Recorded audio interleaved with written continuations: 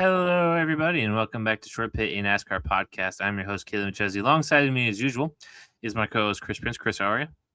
Doing all right this evening, sir. Not this morning. It's not even. Oh, it's pretty close to evening. It's four. Yeah. It's 4:40 in the afternoon. Hopefully, this just gets uploaded right after we're done. Yeah. And we could just kind of move on before we miss anything, because I'm sure tomorrow something's going to happen, as it probably. tends to with this show. But that's okay. Yeah, Sonoma just happened. SVG goes out and wins the road course. Shocker. Sweeps the weekend. Yeah, that's right. He did. Yeah, he did win the Xfinity O'Reilly race as well. Yeah, there's some things to talk about that we can go over. The in-season tournament round 1 is over. Round 2 begins. There's no more perfect brackets. Wow. Okay. Well, when you have a 32 beat a 1 seed, it kind of makes sense. Yeah. I mean, yeah, we'll go into what happened during the week before we talk about the return of Chicagoland. So yeah, should be a good one. Let's talk about Sonoma first and foremost. SVG the winner in both races. He leads 74 laps here in the Cup race. Finishes 7th in both the stages. Chase Briscoe finishes 2nd. Leads no laps, but he was on his tail for a little while. Ty Gibbs, I thought, was maybe the strongest car besides SVG there in the field. He finishes 3rd. Kyle Larson 4th, and Christopher Bell with a broken wrist finishes 5th with 2 second-place finishes in the stages. And that rounds out your top 5. Obviously, this race, it's hard to say too much because it is Sonoma. But some of the things that happen, I mean, Reddick loses the points lead on a road course to Denny Hamlin. Just a stretch of bad luck the last 2 weeks that have reeled him in and has pretty much sunk the ship for now. Denny Hamlin has a 6-point lead or something? 6 or 9 point, I believe, yeah.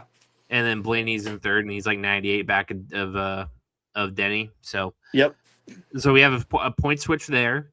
What else? You got the Hocevar and Hamlin wreck that everybody speculated Hocevar, about. Hamlin, Keselowski, and Bowman wreck, apparently. Yeah, all of them apparently. Yeah, so I'll just kind of let you take it wherever you want to go. Where do you want to start? Obviously, we came in here with low expectations, and it was about a ho-hum Sonoma races you're going to get. Yeah, I mean, that's kind of what I was going to say too, right? It was Sonoma. We kind of predicted a snooze fest, and that's what it was. SVG put Bell to ass, as we said before. So, I mean, I don't know that there was any. I've heard people ask, like, hey, what was wrong with the race this week? And I'm like, other than it just being Sonoma, my biggest thing is we didn't have any cautions. There was no lack of cautions to really give anybody the chance to put more pressure on SVG. Basically, you let a guy like that get into a routine, hitting those laps and those marks like he is, no reason for him to make an error. We only had 3 cautions. One of them was for on-track incident. So, I mean, probably plays a little bit into the factor of it being boring. I mean, strategy's not enough to stop him. You need to just basically make him. He did look a little more human than usual in this race, I thought. But how much of that is just Trackhouse not having great cars this year? Yeah, I mean, that's kind of what I was going to say as well. Is that just the Trackhouse effect right now? Because even then, he took average running cars this year, and he's won twice now, right? 2 road courses. So, I mean, you could arguably say that it is the fact of the cars, because Zilich did okay. He was 8th, I believe 7th or 8th. And then I don't remember where Ross finished, but I don't know. I think that him being human was also just the track as well. Ross finished 14th. That's average right now for him, I feel like. So, I mean, I don't know. I think it just was purely the tire wear. He managed his tires pretty well, but the car just driving so bad, it did eat them up a little more probably near the end of the run, and that allowed Chase, who did manage his tires. I thought it was kind of cool to hear James Small tell him, like, hey, just focus on hitting your laps. Don't go trying to chase him, because that's what he wants. He wants you to burn your stuff up trying to catch him and chase him. and you saw it kind of worked. Chase Briscoe Yeah, mentioned he this only morning. made There it. He was like, made a couple mistakes there at the end. yeah, that's what I was gonna say. Chase was like, I made a few mistakes at the end that I wish I could get back. He was like, I feel like I could have caught him, but I mean, it helped that kind of was you got to see SVG as a human in that aspect of things. If you didn't have Chase Briscoe running him down, I don't want to know how many seconds he could have won Yeah, I by. don't know how. Was it a bad pit stop that had Ty Gibbs back a little further than we wanted? I believe Because I so. think Ty Gibbs could have taken it to him had he been a little closer. Ty took it to him for a little bit in Mexico last year. He's also raced him pretty hard. So I mean, that wouldn't have been surprising. Ty's been really consistent this year, surprisingly. Yeah.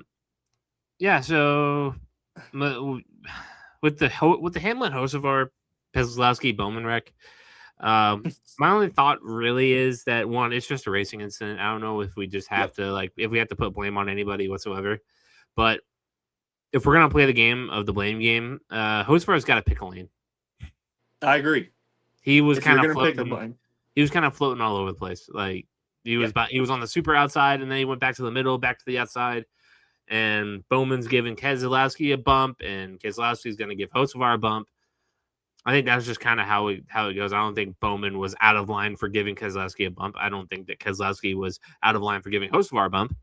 yeah, Um, Hocevar being just way squirrely is kind of what I pinned of how Denny got the worst of it, which yeah. sucks I because agree. Denny was running really well for him on a road course and could have really increased that gap.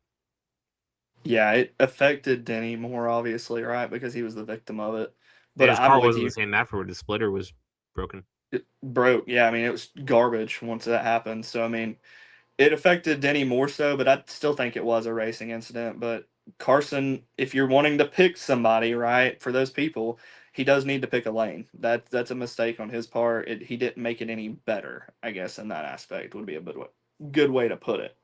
So I'm with you. Racing incident, I don't think we need to look any more into that. No. No. Is 4 road courses in it? Oh, no, I skipped one. Does SVG make the chase sitting in 14th, 24 points above the cut? I think he's run well enough on these ovals to last. I mean, let's look at the guys around him in this NASCAR standings here. I should have had this pulled up. I'm a tool. Yeah, it happens. Yeah, SVG's in 14th. The guys below him: Priest, Cindric, Jones, Keselowski, Dinger, Logano. And you've got Logano all the way down there is about 55 points back. roughly, yeah, I believe you're right Yeah. when I looked So earlier. Priest could jump him. I mean, Cindric, we have 2 super speedways for him. Other than that, there's a lot of intermediates left that Penske's just not been great at. So That's the thing with them that's hindering me. That like those intermediates is like the big thing with Penske. The one that I think you should look at sneaking back in there, which we'll kind of talk about it in a minute because I got some things on there. But is Eric Jones. yeah, I don't think that you should count Eric Jones out. no, not at all. I'm with you. Did not have a great performance there at Sonoma. Finished 23rd Yeah. with an 8th place finish. But in the last 6 races, Eric Jones, I mean, stand by. I thought this screen would take me to it. I guess not. In the last handful of races, I mean, San Diego and Sonoma were not great. 6th at Pocono, 2nd at Michigan, 11th at Nashville, 13th at Charlotte. Like, he's getting decent finishes. Yeah. Progressively getting better, it sounds like, too, right? Each week. I mean, minus the last two. So that bubble battle is really going to get tight. I think if SVG does go into these first couple races and he gets too far behind, he's not going to catch up, I will I say. think the only 2 people he's got to worry about really are Priest and Eric Jones. Maybe Cindric, but So, yeah, I mean, maybe Cindric. I mean, you could argue that you could go on down that list because kind of like Denny said, right? Like he made up his gap, but it's going to take a win for some of those guys to make up a gap to get to the yeah, bubble and be Logano competitive. is kind of. I'm not sold. No, I'm not betting on Logano. no, not at all. Not at Ross this Chastain point. in 22nd. I mean, if he goes on a run, he could make it, but I need to see it. Consistency. And Bowman down in 29th, just to kind of give a little shout where he's at. He's 29th in points now, past Gregson. He's 10 points ahead of him. And his next leap is 28th is Austin Dillon. He's about 50 points back of him. He probably gets top 25 in points if he just keeps doing what he's doing by the end of the year. Hopefully. Catch up to Riley Herbst there at 25. There we go. So that's the big deal there. Yeah, I mean, I think SVG can make it if he can do damage control and be, like you said, be good enough. But if he gets behind, I don't think he catches back up. That's kind of just one of those falls for him. I think it's going to be too much for him to make up on an oval. Is 4 road courses enough for a season? Do we need more? Zilich advised he thought that we needed around 6 road courses and at least 1 in the Chase. Yeah. Roval does suck, so at least he's there. I think 4 is fine. I agree. Put 1 in the Chase. I'm okay with that. Put the Glen in the Chase. I think we're all good with that. Yeah. Glen in the Chase would work for me for sure. But we don't need 6 road courses. No, absolutely not. And you can maybe twist my arm into 5. Maybe 5. I could, yeah, like it'd have to be something like really enticing at that point. But I think the biggest problem with this year and why people are even bringing this question up or this statement up is you had 2 of them back to back. After this, you don't see another one till next year. And it was a schedule problem, not a needing of more. Yeah. Yeah, I can agree with you on that. I don't think and where else are you going to go? Like Lime Rock, Road America? Road America, probably. That would be the only, other 2 that a NASCAR series event even goes to close to the East Coast anyway. Well, I mean, the Chicago Street Course is going to come back. Yeah, it'll be kind back of the worst next year. kept secret in NASCAR right now. Yeah. I mean, I wonder if it's going to be the same pattern or format, I guess, the track will be, or if they'll change it up. I don't know. I think 4 is fine. Spread them out. 1 in the Chase with the Glen, good. Nobody's mad at that.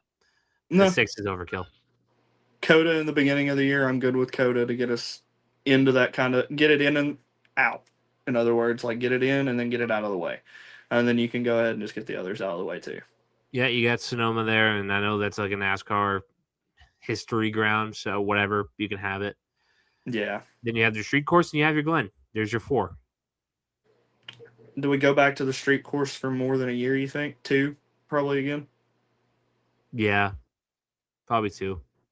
I think so. I think that's why they go back is the at least 2-year commitment. I don't know, man. I'm over road course racing. It's just the way stagnant. It is. Yeah, it's stagnant and boring when you've got a guy that's leaps and bounds. So should SVG be punished for that? No, but I'm just saying that I'm over the discourse about road courses. They're there. I watch them. I go home. Like there's not really a road course race that has excited me in a while. I mean, the Heim Reddick race was cool, but 3rd place was 11 seconds behind. Yeah, I mean the end of that race. Do you guys really like that? Like, yeah. The end was enticing. That was it. Like that battle for the win, like that's kind of how it was. And that's the way it seems to have gone for a lot of these races. Like normally it seems to be like a late race restart though that gives you that. So I'm kind of with you. I don't want more road courses. I'm glad they took the Roval off and put it back on the oval. Let's leave it at 4. Split them up a little more. Like I see why for travel purposes they did it this year. With us being, with them being in San Diego and then going to Sonoma, but I don't want any more. I see why Connor wants more because he's good at that type of racing, obviously, and he can make up the gap in equipment, with his talent on a track like that, kind of like SVG does. But I don't think we need more to prove that. No. Especially when still it's supposed to be NASCAR's Verstappen. How about we? Yeah. How about we get that going? Was that too snarky? I don't know. Nah, it'll be all right. Weekly awards. Who's the driver of the week? Driver of the week. Let's Alex see. Bowman. Actually, no joke. Top 10. That's who I had in my top 10. Didn't need a stupid strategy. He just kind of drove his way up there. Outdrove William Byron on a lot of occasions there. I'm not saying he's back. I'm not saying that we're fighting for wins, but top 10 all on him. So Yeah, I'm good with that. That actually is who I had on my notes too. I was looking on my laptop here to see who I'd put down. So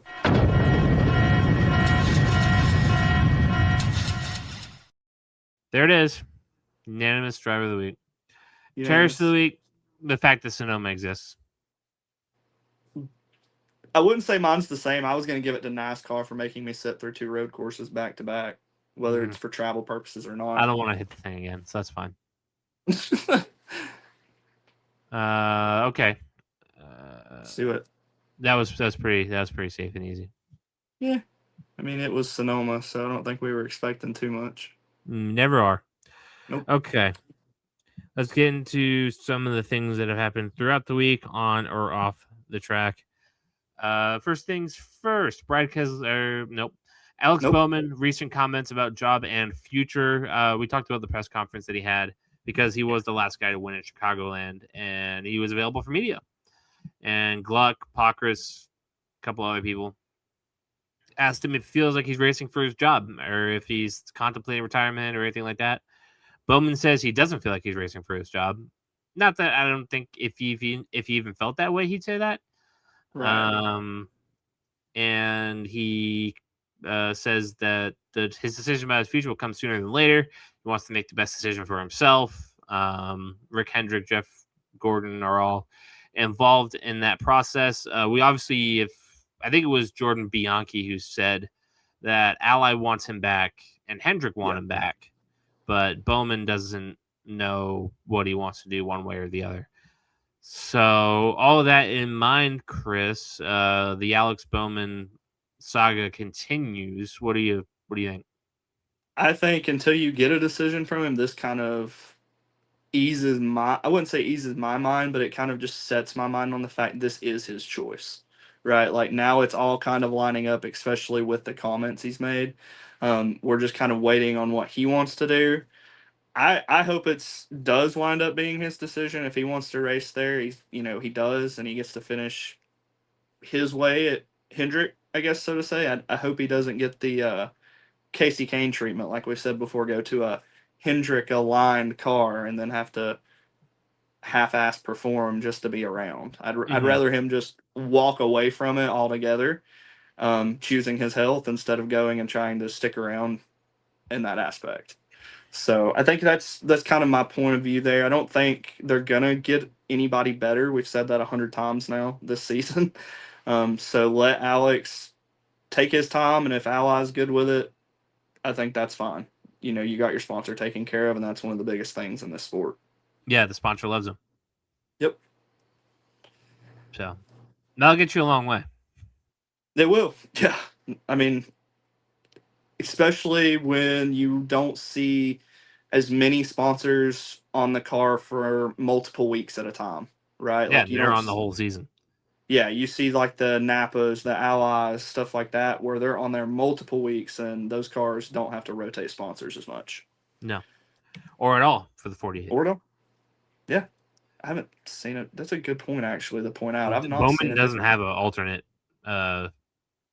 have an alternate sponsor. He just has Ally throughout the whole way. They do like schemes and stuff, Yeah, but it's Ally through and through. yeah. I'm not. I think I had I realized that now that you pointed out, but he used to do like the The Lunar and so Valvoline and Valvoline. Nationwide and yeah. Yeah, Ever that's since he got to crazy. the 48 car with Jimmy leaving, Ally's just kind of been on him. Took it. Hey, I like it. Brad Keselowski shuts down the Dodge rumor.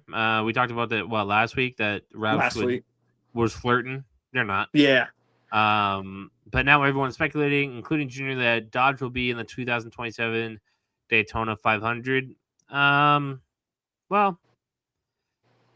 I don't want to just repeat what Denny said, but what he said was Dodge is going to be on the struggle bus if they're trying to go full time in Cup next year. With how bad they're struggling right now in truck. And who's going to build their engines? Like, what's the shop look like? Yep. It's going to be a pretty good marketing tool just to get in Cup. And once you're there, and you just kind of build up from there. That could be the case. But I wouldn't foresee them being super competitive. I'm all here. I'm here for it. I'm here for another manufacturer in the sport, and I hope that um, they succeed. But I don't think that they're going to be uber competitive. Yeah, I mean nothing is impossible, right? Let's put it like that. But I'm with you. Like, is this a marketing tool? Do you really want to be competitive if you push that hard in such a short, length of time? Like you said, you still have so many questions too. The motors, things like that. If it's a marketing scheme, cool, like go for it, Dodge, that's your business. But I'd rather them take some time and come back competitive because, like just mentioned, Denny said they've not been super great in the Truck Series. It just doesn't prove that they came in prepared, so to say. They rushed this, and the performance is shown. So if you want to be successful, I don't think you try to push it to 2027 that fast. I think you try to drag this out maybe another year at least, work on getting your motors set up, cars aero tested, things like that, working with NASCAR on your parts, whatever needs to be done. And then you look for like 2028 Daytona 500. But I wouldn't be surprised if Colleague Racing and Dodge roll up to Daytona with the, new Cup car Yeah, I'm sure to colleagues debut. over not having any manufacturer support. Yeah, no kidding. But I mean, they've been kind of kicking tail without it. So At least whatever Dinger. works, I guess. Ty Dillon's useless, but Yeah, at least Dinger has been. You're I'm right. so glad that we don't have to deal with Ty Dillon in this in season tournament anymore. Like, get Same. that asshole out of my face.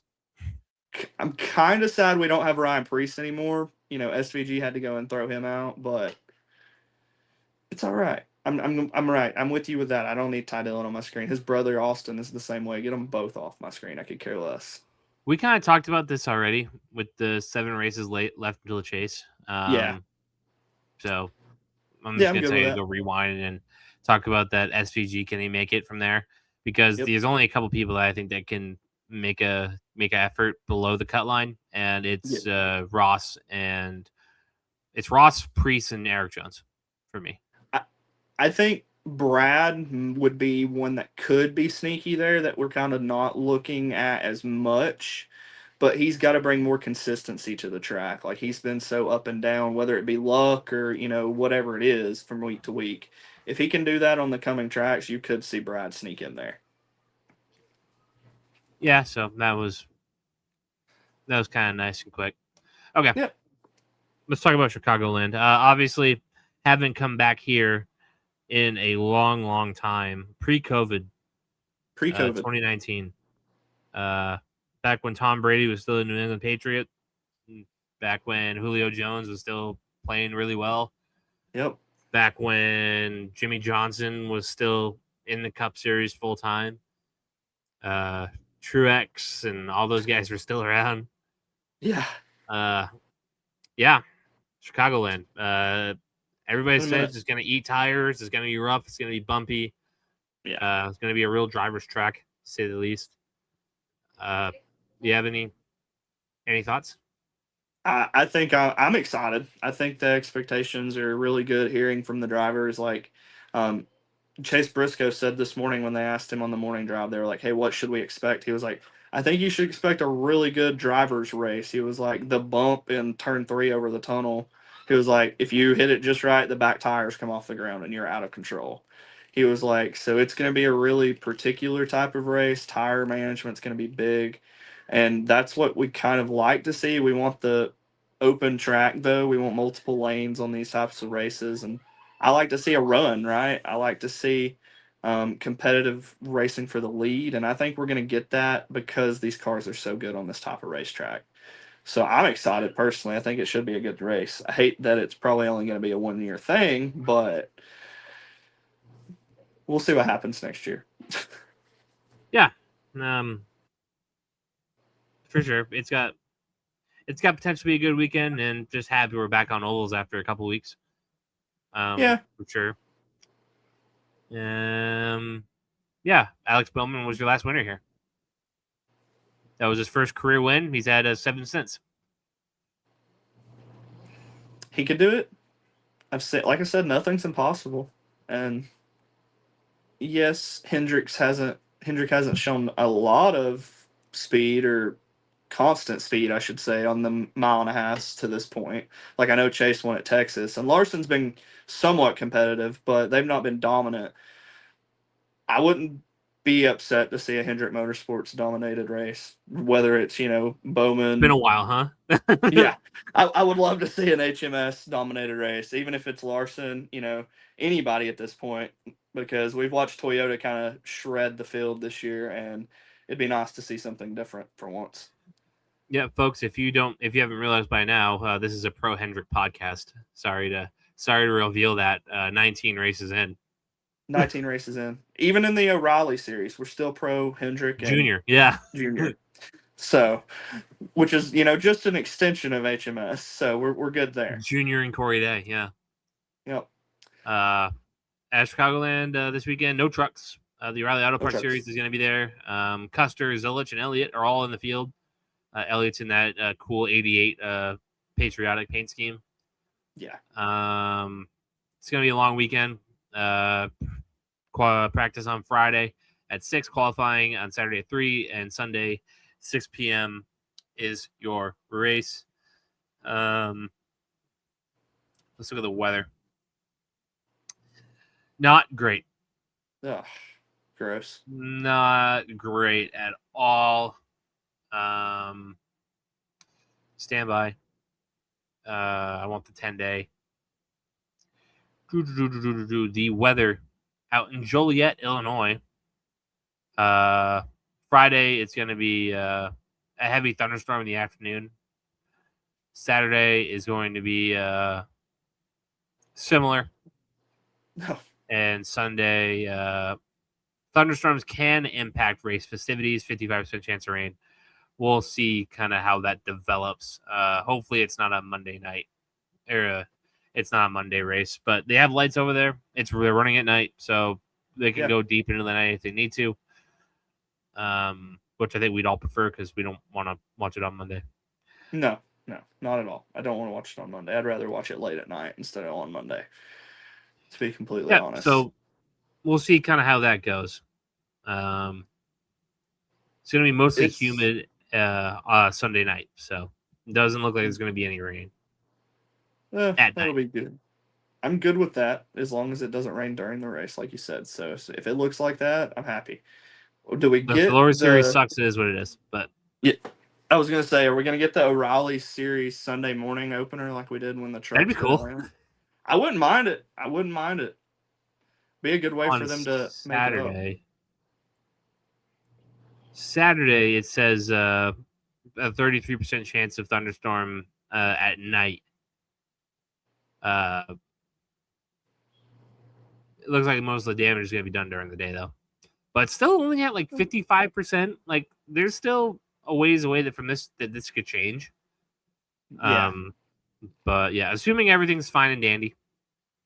Let's look at the matchups this week. It's going to be the second round of the tournament, so we'll go from there. Buescher or Bell? Give me Bell. I agree. Briscoe or Gibbs? I'm going to take Gibbs. I'm going to go opposite. I'm going to go Briscoe there. Gibbs has had real fucking speed. He really has, right? I don't disagree, but Chase has been coming on better since his rough start to the season. So, like, I feel like this could be a track where he's been there before. I know, like, I wouldn't say he's got insight, but Denny did the tire test, so he's got a teammate in that. I could easily see Chase. Yeah. Bowman, Cindric? I'll take Bowman. Yeah, I'll take Alex. McDowell versus Elliott. We'll take Elliott. Yep. Gilliland versus Hocevar. Take Hocevar. Yep. Denny versus Eric Jones. We'll take Denny. Yeah. Byron and Larson. That one's interesting. I'll take Larson. I think he's had more speed. Consistently, yeah, more speed. So I'll roll with you on that and go Larson as well. Denny said Blaney went to the tire test. He's facing against SVG. We'll take Blaney. Yeah, we'll take Blaney. I'm good with Put that. $100 down on mine, where you take Ty Gibbs, and you get back 17-14. If you put it on Briscoe, 16-46. That's it for that. All right. Eliminator picks. You won because you took SVG on the good week. Yep. I did not. Leaves me at Chicagoland.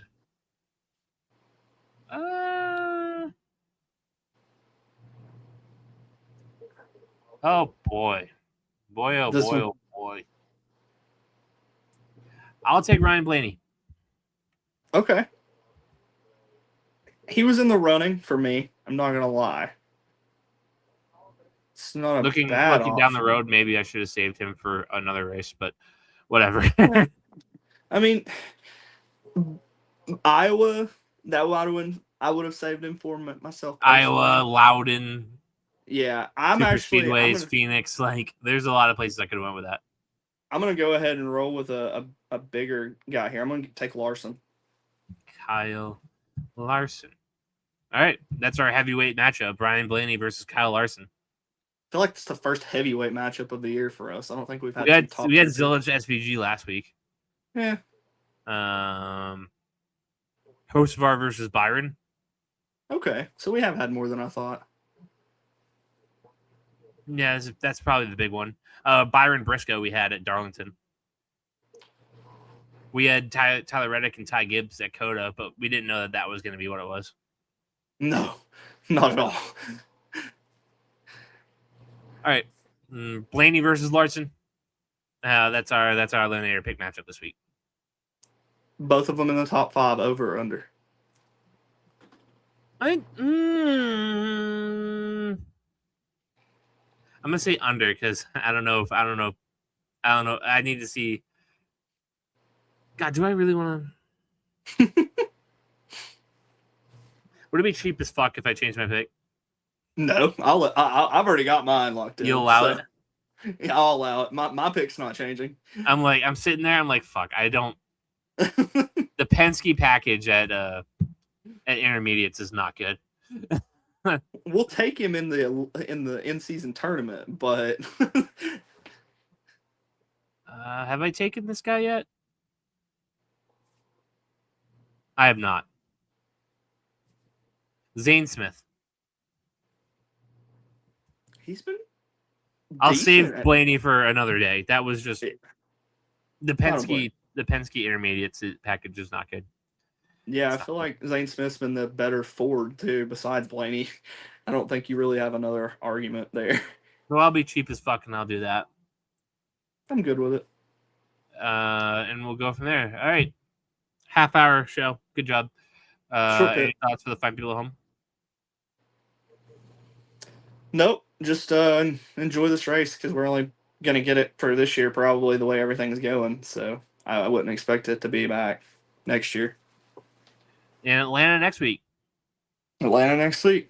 We'll be back for that. Saturday race or no? I don't think so. Isn't it historically? Didn't it used to be a Saturday race? I think they just changed it recently to a Saturday race because they didn't have a second race.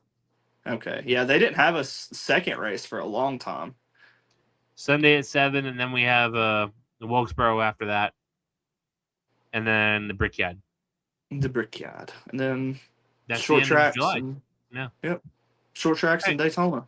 So, thank you all for watching. Make sure you like, subscribe. Make sure you follow us on all the socials: TikTok, YouTube, Facebook, Twitter. And we'll go from there. Thank you all for watching. Yep. See ya.